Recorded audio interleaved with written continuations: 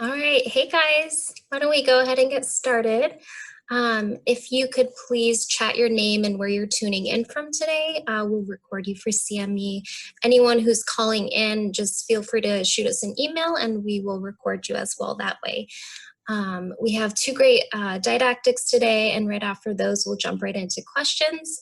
But before we get started, Dr. Hodder, I wanted to give the floor to you to do some of those introductions for us. Thank you so much, and thank all of you for attending and for sending all the great questions over the past couple of weeks. We are really delighted today to have Dr. Troy Krupica, who is the section chief for hospital medicine, and Dr. R. Sarwari, who most folks know is the chair of medicine, and they're going to be talking on rapid response to nursing home infections. As you know, nursing home residents throughout the United States have had a very high mortality rate, and we have had, some clusters within nursing homes in West Virginia. So, Mitra, I'll turn it back over to you. Perfect. Thank you so much, Dr. Hodder. And Dr. Krupica, I can pull up your didactic anytime you're ready. I'm not sure if you're calling in today or have your chat, but either way, I can pull it up for you. And anytime you're ready, the floor is yours. And you may be muted as well, so you might have to unmute yourself.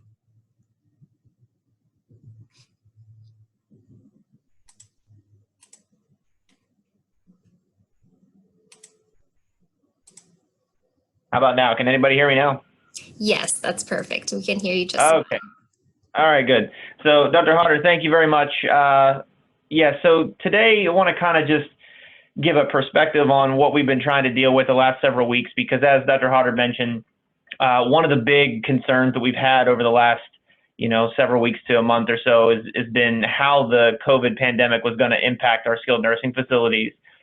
We've seen a lot of really scary reports throughout the country where the nursing home population has become kind of the most vulnerable to little micro outbreaks. So kind of just some background on me. As she mentioned, I'm the section chief for hospital medicine at WVU. And kind of the reason that I'm talking to everybody today is that I think I have somewhat of a unique perspective on being able to see the pandemic from multiple different angles and see how one affects the other. So as the section chief for hospital medicine, I've created our COVID unit here at Ruby Hospital. So we were managing the inpatient surge planning, the flow of our patients, through the units as well as into our ICUs. And then I'm also the medical director of two of our skilled nursing facilities in the local area in Morgantown and then in Kingwood. And two of my other hospitalists are the medical directors for two of the nursing homes in Fairmont. So seeing it from both angles, I've been able to see how decisions made on both sides have impacted the other side. And when they make a decision on a policy or a procedure in the skilled nursing world, how that affects the inpatient flow in and out, as well as the flow or decisions that are made on the inpatient side, how that affects the skilled nursing facility world. So that's kind of the background of why I was asked to talk today. And as Dr. Hodder mentioned, this particular group of patients is very vulnerable. And I think we've all known that they're very vulnerable even before COVID times. They're very vulnerable just in general. And then during this, it seems like they were even more at risk for local outbreaks. So what we wanted to do was try to create a plan in response to what we thought could get very bad. And I think everybody remembers when the governor had a mandate to test all of the skilled nursing facilities across the state and all of the healthcare workers in those facilities. We kind of quickly realized that because of the way this virus spread inside of skilled nursing facilities, we needed to be prepared for the worst. We all very much hoped for the best, but we needed to be prepared for and fear the worst. So I think, right around that time, Dr. Marsh kind of contacted some of the leadership in the local regions, the North Central, South, and Eastern Panhandle, to kind of create individual skilled nursing facility task force or strike forces, I think they were called, to try and provide some guidance to our skilled nursing facilities and nursing homes on how we could handle this if we did see medium to large volumes of COVID positive patients. So in our region, it was Dr. Sarwari, myself, and then Dr. Carl Schrader from Sundale, who I think we all know in our region, he has the only like major outbreak in the Morgantown area, and he's handled it extremely well. So we kind of got the three of us together to try and create this guidance for our skilled nursing facilities. So on slide 1 there, you can see the general principles that we came up with to try and combat this issue. We wanted to provide appropriate patient care, and we chose that word very carefully because I do think everyone realizes that our skilled nursing facility and nursing home patients do much better when they're not in the acute care setting, and we should utilize the acute care setting only as an as-needed situation. So we wanted to make sure that the access and the appropriate care was being given to these patients depending on where they were. Of course, we wanted to prevent and reduce transmission of COVID-19 inside of our skilled nursing facilities because we were able to see how quickly this virus spreads in this population. And when that happens, we wanted to prevent an overwhelming surge from the skilled nursing facility world into our local, regional, and state healthcare systems if there was a knee-jerk reaction to just send everybody when they turned positive. That was going to be an overwhelming amount of patients into our healthcare systems, which then had trickle-down effects of how we were able to handle patient care on the inpatient side. And then really what we wanted to do was provide some, guidance that was consistent across the state and across all of our skilled nursing facilities, not only to the medical directors, but how then they could communicate to our patients, the families, the staff, and the community, because I think we all know that with social media and just media in general, a lot of information flies around very quickly, and not all of that information is accurate, and it's hard to combat some of that sometimes. So we sat down and decided what our guiding principles were going to be, and really we wanted to have our medical directors have the information available to them so that they can very clearly communicate with their patients, families, staff members, have the tools necessary to go through the goals of care conversations to establish your expectations on, do you want your loved one to go to the hospital in the case that they were positive? Because if they did, early on in the course of this, folks were becoming, were getting intubated. We wanted to make sure they had guidance and information on some of the treatments and non-treatments that were out there. Early on, we had data and folks using some non-authorized or authorized experimental treatments, and families were asking questions about that. Medical directives were asking questions about that. So we wanted to provide some guidance on those as well. And then really the risk and benefit of transfer to acute care facilities, and how sometimes with policies that are made on the skilled nursing facility side, how hard it is to get patients back from the hospital to their skilled nursing facility. We wanted to provide guidance on how to appropriately isolate patients in the nursing homes so that it wasn't this knee-jerk reaction to send them all out, and how you could keep your other patients and your other staff members safe even if there was a positive case in your facility. Things like the no visitor policy, which I really applaud a lot of the nursing home folks across the state for doing that even before we had positive cases in the state of West Virginia. Healthcare workers needed to have accurate, information on how to use enhanced droplet precautions. And then, of course, how you're able to retest to see if you're actually isolating the virus, preventing a larger outbreak. And I do think that this echo call, as well as future echo calls, can be very helpful in providing information to medical directors and skilled nursing facilities on how to seek guidance, get assistance on how to go through. So if you want to move to the second slide for me. We created kind of this flow sheet to assist the skilled nursing facilities, and a lot of this really was created from the experience that Dr. Schrader had at Sundale, because he did an excellent job of having a very large number of patients test positive, and he managed it very well without sending nearly any of the volume over to Ruby or any of the local hospitals. And I do think we use that as a roadmap to create this. And I think you need to have two parallel tracks here. One is your clinical track, and one is what your administrative track is doing.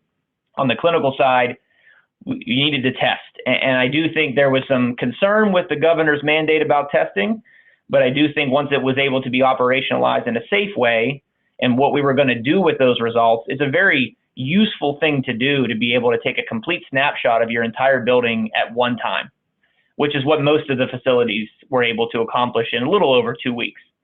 So you do your testing, you assess your volumes, you get your COVID positives and COVID negatives obviously separated, and use physical barriers, certain units, and that staffing barriers as well. You want to isolate those patients in enhanced droplet and assess them for clinical stability. If they're clinically unstable, you go down to are they full code or not full code? And if they are full code and they're clinically unstable, obviously we think the best place for them to be would be an acute care facility. If they are clinically unstable and there are wishes present from the family or from the patient that they do not want to go to the hospital, they do not want to be intubated, they're focusing more on comfort, keep them in your building, keep them isolated from an infection control standpoint, and utilize services related to hospice and end-of-life discussions on reasonably accomplishing that. If you have a clinically stable patient, there's standard care that we can do when we can monitor and watch these folks. And as they're in your building and they are appropriately isolated, you can get PR and expert consultation through the ECHO program, or Dr. Sarwari and myself have tried to make ourselves available to all the medical directors in our region. And then, of course, our physicians that are on call at Ruby through our infectious disease staff. On the administrative side, there's tremendous importance placed on the education of your staff on PPE, making sure your staffing is appropriate for the COVID positives versus COVID negatives, create patient mapping and who's going into what room when, who has contact and who doesn't. And then, of course, you want to be talking to your families all the time. Talk to the families as many times as you can to try and let them know and be transparent about what you're doing, and be transparent about code status. What's the latest evidence available on experimental treatments? Because someone would bring a newspaper clipping to you and say, hey, I saw this nursing home's using hydroxychloroquine. Why are you using it? So having those discussions is very important. And then develop really clear policies inside your building that this is our policy when we have a patient who's positive. We make a phone call to this person to do a direct admission, or we call the ER ahead of time, et cetera. How are you going to retest if you do have positives in your building? Policy on when you can accept positive patients back. I know this is very concerning for a lot of skilled nursing facilities, but I do think if you're doing it based on science and data, you can do this safely. All right, if you want to go to the next slide for me, slide 3, kind of talking about what we wanted to do with testing. This is, something that we created based on the evidence that is available and how you can manage an acute small outbreak. We recommended as a group in a strike force that any resident or healthcare worker test positive in your building. You want to make sure you're repeating that PCR test in 5 to 7 days. And then continue your aggressive infection control policies to eliminate exposure and cross-contamination. And that includes your patients. But if all of your residents and healthcare workers test negative, it's a good idea to continuously repeat your tests on your healthcare workers, because we do believe with all the visitor restrictions and how we're isolating patients and taking good care of them in the facility, the route of exposure going forward is probably going to be from the healthcare workers, which is why I think, at least for the foreseeable future, it's important to repeat your tests on your healthcare workers. And that way, if you do have a positive, you can appropriately contact trace and patient map and make sure that you're testing the right folks and keeping an eye on the right folks. So going to the next slide, slide 4, I can't take credit for the next 3 slides. They were kind of a combination of Dr. Schrader, Dr. Sarwari, Dr. Lee Smith helped us a little bit, but I'll be able to talk about them a little bit here. So guidance for admissions, readmissions, and acceptance of COVID positive patients, because just anecdotally, we still have a member or a patient in the hospital right now who tested positive very early on in the disease, and I think he's on day 45 or 6, and he is still testing positive by PCR, clinically very stable, but is he appropriate to go back to his skilled nursing facility? And I think you'll have a lot of folks question whether that, whether that's the case or not. So with COVID-19 positive patients that are stable for discharge from acute care facility, we really think that we can send those folks back if they are able to follow the appropriate isolation and PPE requirements. The gentleman that I spoke about in the story, he's actually a relatively old fellow that likes to wander around, so he may not be the best case to do it. But if other folks are able to follow guidelines and practices and your staff's able to use appropriate PPE, there's no real reason they have to continue to stay in the hospital. And it's actually probably doing them a harm because they can't get the level of therapy and interaction with their nursing staff that they would get in their facility. It's suggested to continue your aggressive infection control policies to eliminate the exposure and be very mindful of when that patient comes back, who is seeing them, where they're at in the building, and not treat them like they have the plague. COVID-19 negative patients that require discharge to a facility that has COVID-19 positive patients, we don't see any contraindication to admit those patients, again, as long as you can continue to follow appropriate isolation and protection strategies. And I think this is very important at this point to partner with your local and county health officers to have a good tracking mechanism of who has tested positive and who has tested negative now that we're going to start shuffling patients back and forth between facilities. And you want to make sure you coordinate with your EMS agencies and local hospitals regarding if you have a positive patient that needs to be transported one way or the other, that you're following appropriate policies to get them in and out of the building and limit exposure to other personnel. And we want to make sure that you recommend your facility administrator and medical director partner with the local hospitals and emergency departments. Very early on in this conversation that we had about the strike force, we had a very large discussion with all the medical directors of the ERs in the state to try and make sure everybody was on the same page on how we were going to approach this. So the last two slides, in the interest of time, are really more of guidance and other considerations. You can go to the fifth slide, but these are things kind of put together by all four of us, including Dr. Smith. Just tips and tricks on things that you need to make sure you're thinking about if you're a skilled nursing facility. Making sure you have the number of tests. Make sure you have the number of personnel to manage the testing, transport the testing. Make sure you have enough PPE. Things that I think all of us have heard over and over again for the last several, weeks to months. And then on the last slide, it's really just things that we've seen when we partner with the local health department is that there is, issues that arise with unfamiliarity and personal protective equipment, following those protocols, especially when folks that have been off for a while start coming back into the building to work. They may not be up to date on all the new policies. You want to make sure you partner with your infection control manager in the building as well as at the local health department to make sure you keep your ability to prevent new outbreaks from happening. And then lastly, really, I think the last line of that last slide cannot be stressed enough, which is why we wrote it in there 5 or 6 times about communication, because you need to be communicating a clear line of what everybody is doing and what the next steps are and how to manage disasters as they come in, because they very quickly start to inflame on the internet and on the media.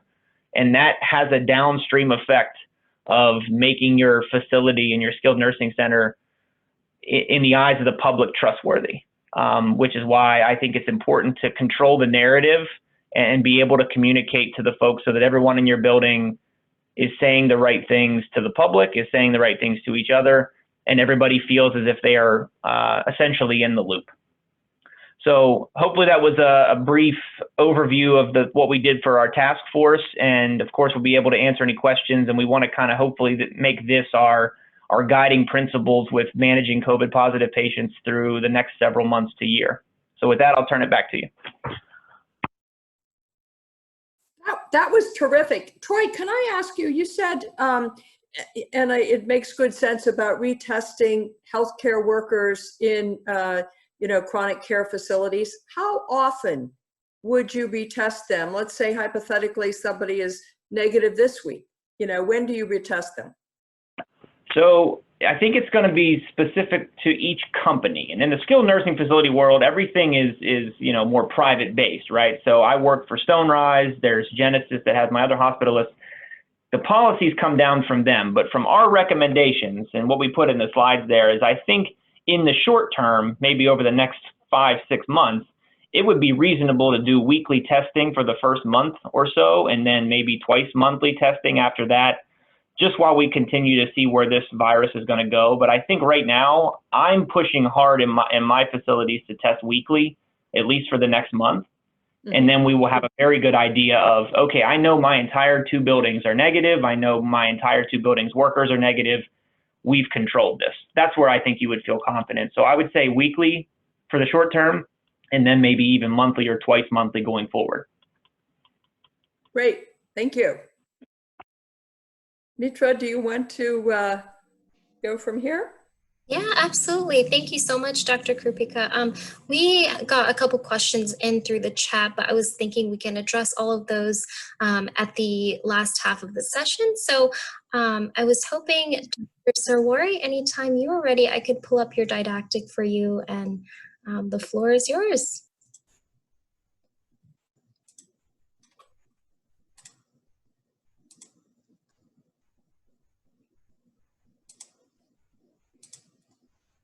And you may also be muted. I can double check for you as well.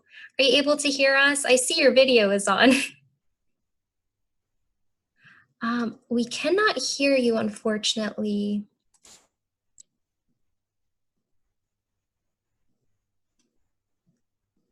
I see that it's connecting to audio, so it may just take a moment.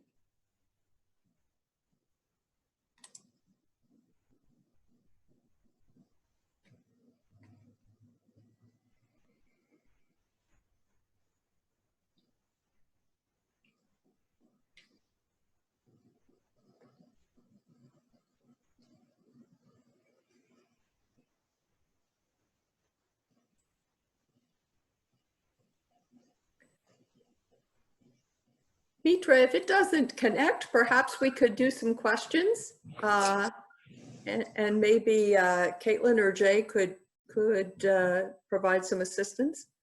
Sure, absolutely. I see that it is connecting to audio, but I think that's a great idea. We could do one of the questions that we got in until the audio connects. So one of the questions, I see Dr. Hoffman, you're on as well. Maybe this is a pulmonary question you could help address as well. But the first one was, some people had questions about pulmonary function and sleep lab testing and requirements or suggestions. So they're wondering if you could touch on some of the options that may be available for operations moving forward. So I actually got another couple messages about that separately.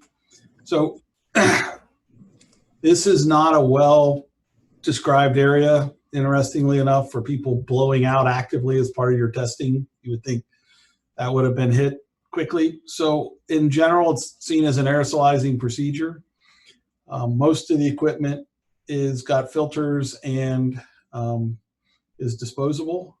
Right now, we're working out how we want to reopen our current PFT lab. The sleep lab is really broken down into a lot of pieces, but the part where you have to be concerned is really the CPAP titration. And I believe the rules have changed a little bit about that. We are, you can approach anything that's aerosolizing with one of 2 approaches, and that is either lots and lots of PPE or pre-procedure testing. We are going to try to test patients a day or 2 before their CPAP titration to manage that as an issue for the CPAP lab. The PFT lab, that's not really practical because it's such a volume, and we're going to have to figure out how we open that up in a rational sense. There is no guidance. I looked actually yesterday from the major societies. Perfect. Thank you so much. Were there any other comments regarding that question? I believe Dr. Sarwari's audio has jumped in, so we can dive right into that as well anytime you're ready, if you would like. All right. Is that good? Yes, we can hear you perfectly. Thank you. If you don't mind pulling up my first slide. So I really, really appreciate the fact that we've taken this forum to help educate a wide community across the state to really understand this pandemic. And we've heard the biology a lot, but what I thought I would do is take a few minutes to help us understand the fundamental mathematical principles behind epidemics. And sometimes we feel that these are too complicated, but my goal and objective is to really try and see if we can simplify these principles. I believe if we understand these, we are better placed at improving our responses in a timely manner. So if we can go to the next slide, please. In every pandemic, there are basic epidemic principles, and there are three major parameters that we need to understand. Some of these you've already been hearing about.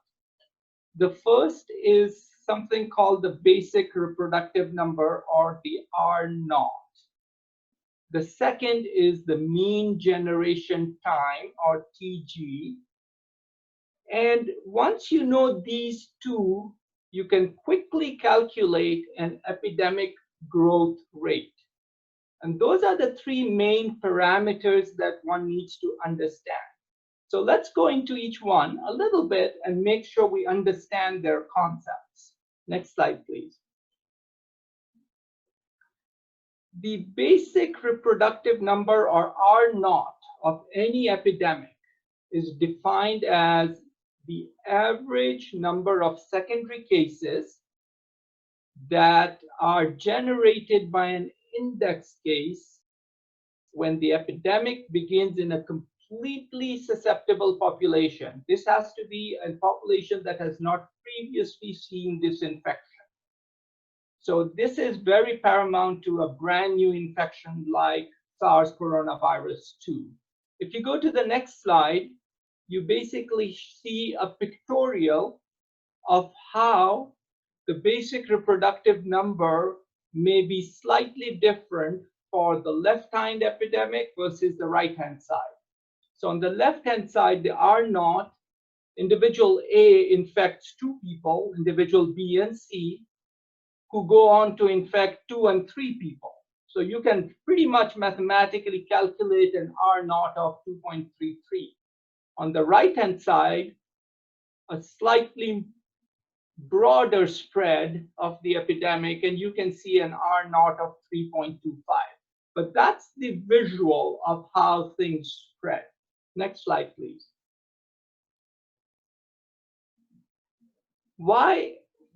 How do we get this number? And this is shoe leather epidemiology. R0 is really measured by contact tracing. And this is why it is so important to know who is the index case and how many subsequent patients have been infected downstream. That's the only way you calculate this number. It has to be done by contact tracing. We know that if your R0 falls below 1, the outbreak will die out. Essentially, you are no longer infecting more than one individual, so this is now the end of the epidemic curve. But there's another very important principle associated with R0, and that is the sense of controllability. In the natural history of any pandemic or any epidemic, there is a peak and then there is an ebb. And that ebb is determined by a sizable proportion of the population having been exposed, infected, and have developed protective immunity. That formula is 1 minus 1 over R0, and we'll come to that a little bit later, but that's an important principle to understand as well. Let's go to the next slide, please. The second important principle is the mean generation time. So if R0 is essentially telling me how many people one person is infecting, the mean generation time tells me the average time it is taking for an index case to infect other individuals. So this has to do with the time piece, not the number of people. Next slide. So 2 different pandemics. On the left-hand side, person in red has infected 4 different people. The first one took 2 days, the second one took 3 days, the third one 1 day, the fourth one 2 days, giving me an average TG of 2 days on the left. On the right-hand side, you can see a pandemic that's taking slightly longer to infect. giving a TG of 6 days. So that's an important principle also to understand. Next slide. So mean generation time essentially tells us how fast infections are happening. For a given R0, a shorter mean generation time basically implies a higher growth rate. So fundamental two principles that are calculated by shoe leather epidemiology by doing contact tracings. Next slide. This brings us to the final concept of epidemic growth rate. Yes, there is a mathematical formula to it. It's not a complicated formula. And the epidemic growth rate tells me the rate of change in the number of infections. Now, mathematically or from a practical perspective, it may be a little challenging to understand a rate of change. And what is easier to understand is the concept of doubling time. How long does it take for 100,000 patients to become 200,000? And there is a formula again, the natural log of 2 divided by the epidemic growth rate gives me the doubling time. Next slide. So let's look at the SARS coronavirus 2 pandemic. We know that it has an R0 somewhere between 2 and 3. And for this example, I've used an R0 of 2. We know that it takes about 5 to 7 days to infect the next person. So I've used a TG of 5. So that gives me an epidemic growth rate of 0.2 and a doubling time of less than 4 days. And this is where I think we need to understand that when we see 2 cases becoming 4 cases, becoming 8 cases, that's over a 2-week time period, we don't seem to get as startled or worried about it. But play this out over time, and all of a sudden you are at 500 becoming 1,000, becoming 2,000, becoming 4,000 in the next 2-week time period. And that really is a very, very important principle of how even slow continued transmission above an R0 of 1 can cause a resurgence of cases down the road. Next slide. I want to again compare here for you the R0 or the basic reproductive number of the COVID-19 pandemic as compared to some other major disease processes. HIV/AIDS has an R0 of between 2 to 5. Polio between 5 to 7. That means that one person would infect about 5 to 7. And measles, as you know, is an extremely infectious disease which is airborne transmitted by droplet nuclei, and that has an R0 of 12 to 18. So just to give you a sense of the basic reproductive number of a few common infectious disease processes. Next slide. So in this slide, I want to reintroduce that concept of 1 minus 1 over R0. And what this means is, again, what is the proportion of the population that needs to be infected and immune before the epidemic naturally dies out? Or what is the proportion of the population that needs to be vaccinated for the epidemic to die down? So for each of these 4 disease processes, I've used the higher end of the R0. So for SARS coronavirus 2, the epidemic dies down if about 67% of the population is infected and immune. And that's where you will see that whenever there are outbreaks in closed environments, whether they're nursing homes or whether there are aircraft carriers or cruise ships, the proportion of the population infected is usually between 50 and 70%. You can see going down the road there for measles, 1 minus 1 over R naught is 94%. And that's why whenever we see resurgence of a measles outbreak, it is usually in communities where vaccination rates have fallen below 95%. So that's the important principle here to understand there. The final last slide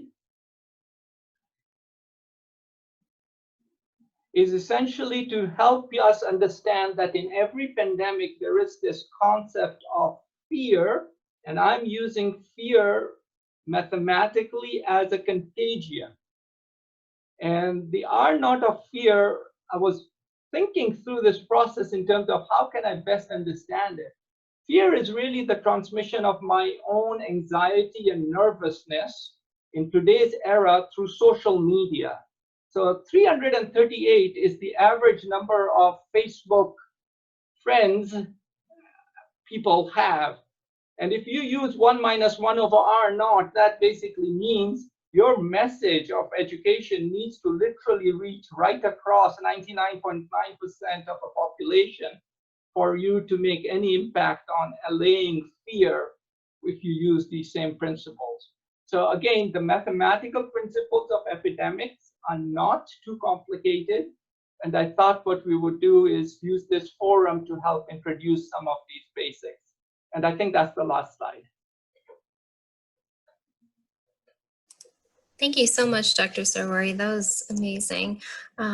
So we did get a few questions in, so I thought we could maybe address some of those. So one of the ones we got in early on was, how do we know who the team is in our regions? And could anyone potentially send out a list of who those people may be?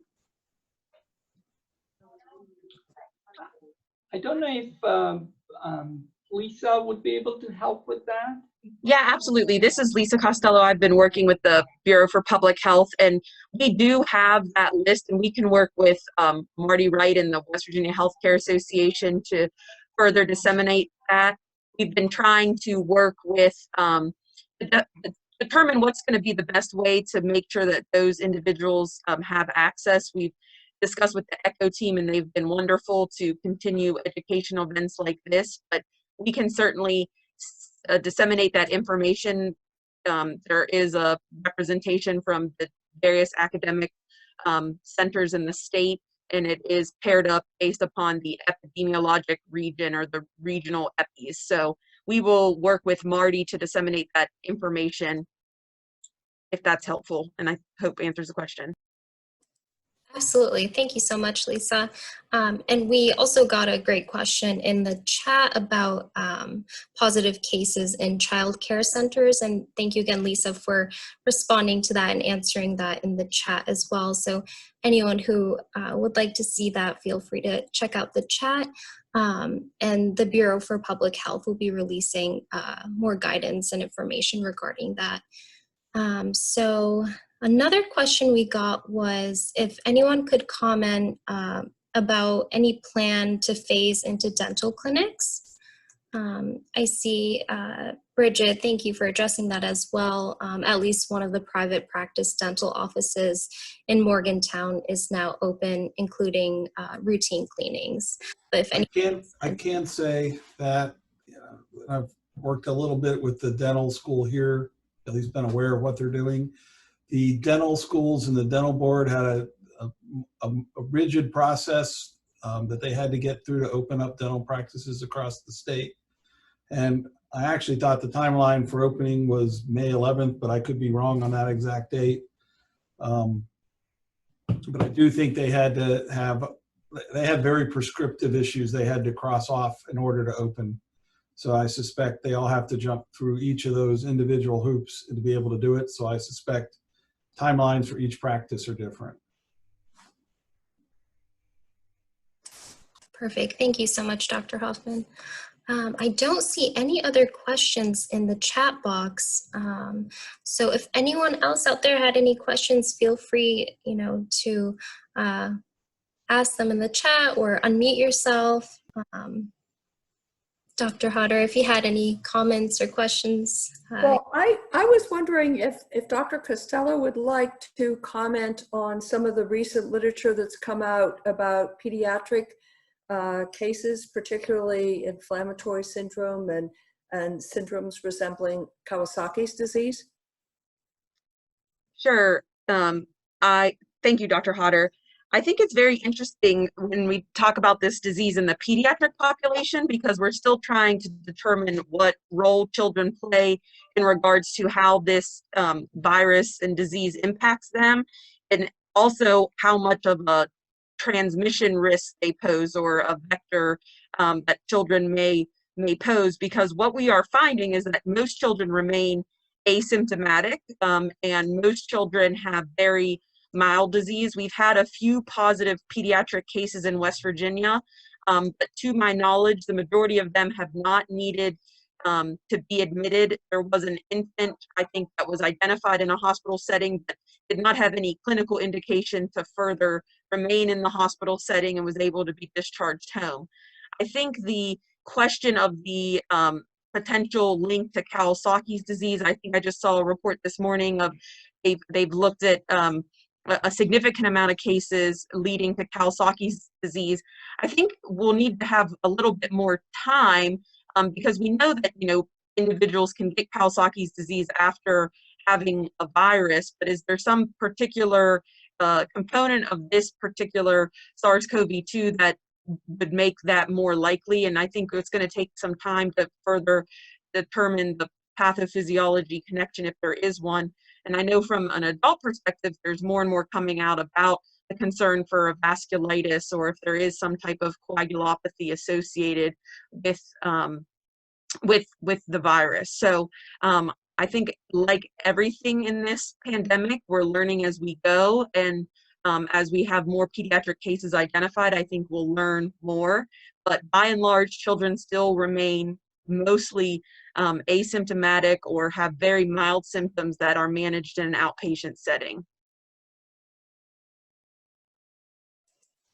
Thank you.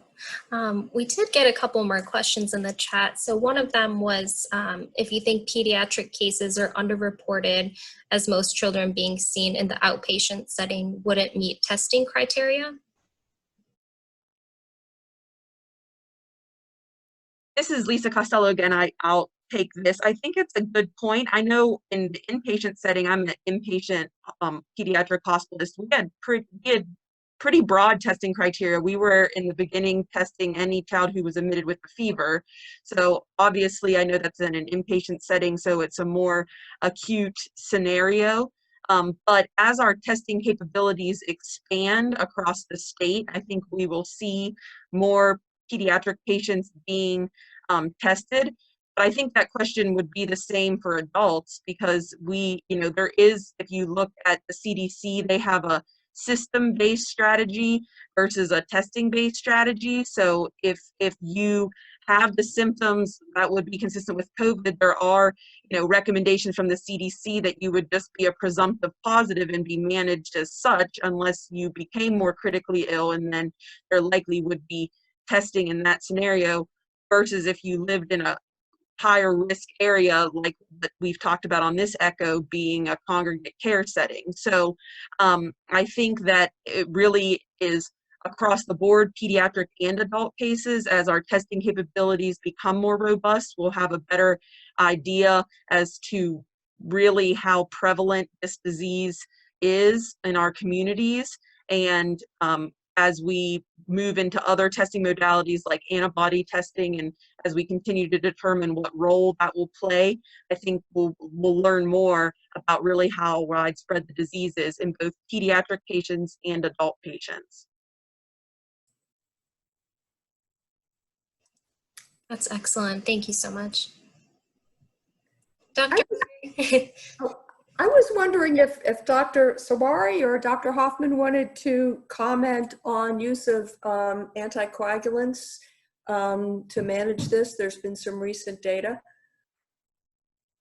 I'll take that one. So in our intensive care units, the fundamental principles we follow include anticoagulation at 0.5 to 1 milligram per kilogram of Lovenox, or the low molecular weight heparin. Pretty early on, the evidence became quite clear that there is systemic thrombosis and microthrombi in multiple areas. So we adopted anticoagulation early. For patients that have risk for bleeding, we use the lower dose, but it has definitely been a part of the care pattern for the intensive care unit, not on the floors. Steve, did you want to add anything to that, or? No, I think Arv said it pretty completely. I'm not sure there's, I think there's evidence that there is some clotting going on. If you read enough of this literature, you'll learn that this virus does everything and anything known to mankind. And those are ends of 1, 2, 3, 4, and 6.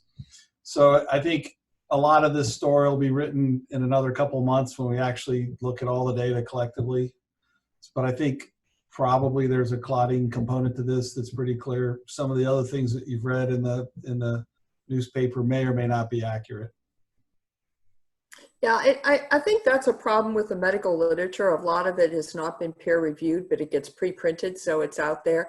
The study I was referring to was retrospective, so not controlled, not randomized, that found that individuals who did get any form of anticoagulation, though most was low molecular weight heparin, actually had a statistically significant lower mortality rate.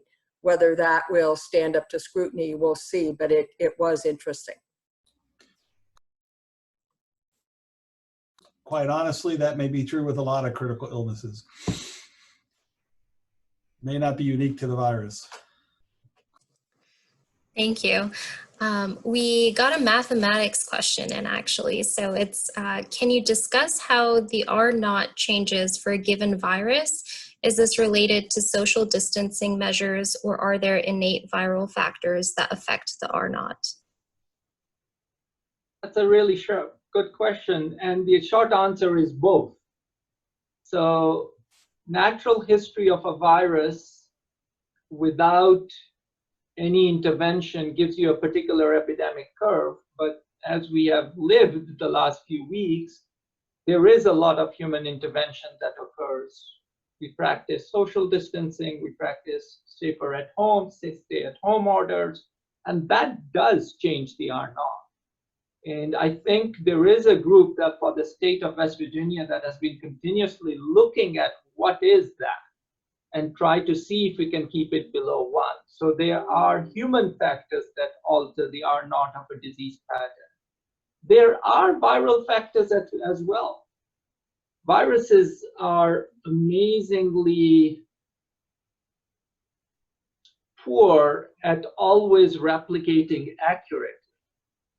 Viral replication produces errors. Some of these errors may produce a clade of a virus that is more infectious or less infectious.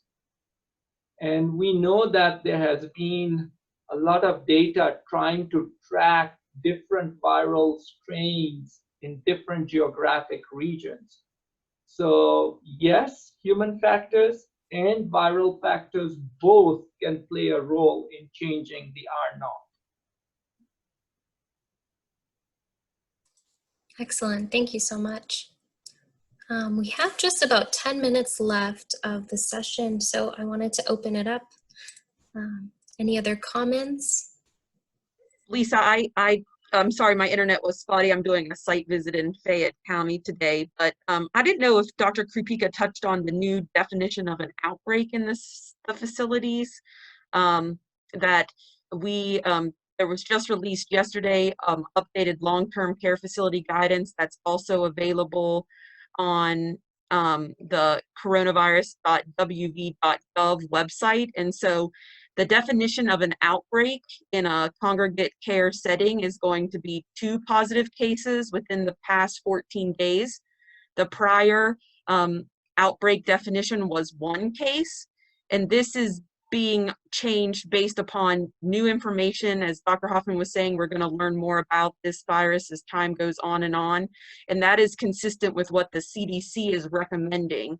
And so we just wanted to make sure that individuals out there, as we know there's many people who work at or manage a long-term care facility, we wanted to make sure that information is being relayed. And then the second update has to do with when a person can return to activities. So this week, hopefully most saw that the CDC extended the time from, it was previously 7 days from symptom onset, and that has been changed to 10 days since symptom onset. And from what we're hearing from our CDC partners, that was mostly done because when they're looking at the virus from a viral culture, so not PCR based, but viral culture, they have seen on most average that they can continue to culture the virus for 9 days. So that was some of the rationale behind that recommendation to move that target. That was previously 7 days, but is now 10 days. So that would be for individuals who are symptomatic or who have tested positive. So I'm not sure, I apologize if that was already stated, but I did want to emphasize those two changes in the long-term care facility guidance, and would certainly direct individuals to that and other guidances available on the coronavirus.wv.gov website. That's excellent. Thank you so much for that, Lisa. And in the recap email, I'll make sure to have all those references and both Dr. Sarwari's and Krupica's PowerPoints as well for everyone. Any other comments?